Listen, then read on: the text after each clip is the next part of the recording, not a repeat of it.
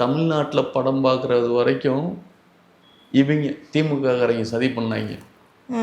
இப்போ டெல்லியிலையும் வச்சு படத்தை பார்த்தாங்களா, அவங்களும் சதி பண்ண ஆரம்பிச்சிட்டாங்க.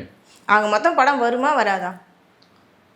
வந்தா ஹிட்டு, வரலைன்னா ஃப்ளாப்பு.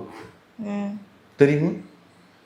வந்தா ஹிட்டு, வரலன்னா ஃப்ளாப். ஆமாம். அது கூட இப்போ எலெக்ஷனுக்கு முன்னாடி படம் வருமா சார்? எலெக்ஷனுக்கு முன்னாடி வந்தால் ரொம்ப பயங்கர வைப் ஆகிடும்ல. அதைத்தான் பிளான் பண்ணி நாங்கள் வர வைக்கிறதுக்கு ட்ரை பண்ணுறோம். புரியுதுங்களா? ஒரு விஷயம், தலைவர் உட்காந்து படத்தை பார்த்துருக்காரு.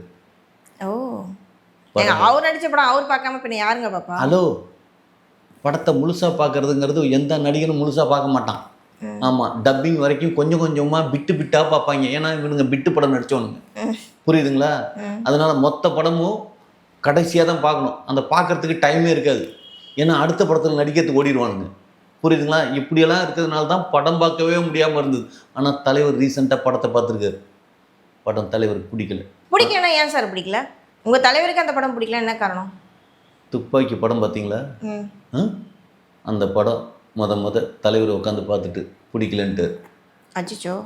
பெரும்பாலும் தலைவர் ஒரு படத்தை பிடிக்கலன்னு சொன்னாவே அந்த படம் பம்பர் ஹிட்டு படம். புரியுதுங்களா? என்ன hit? Bumper hit. Bumper hit.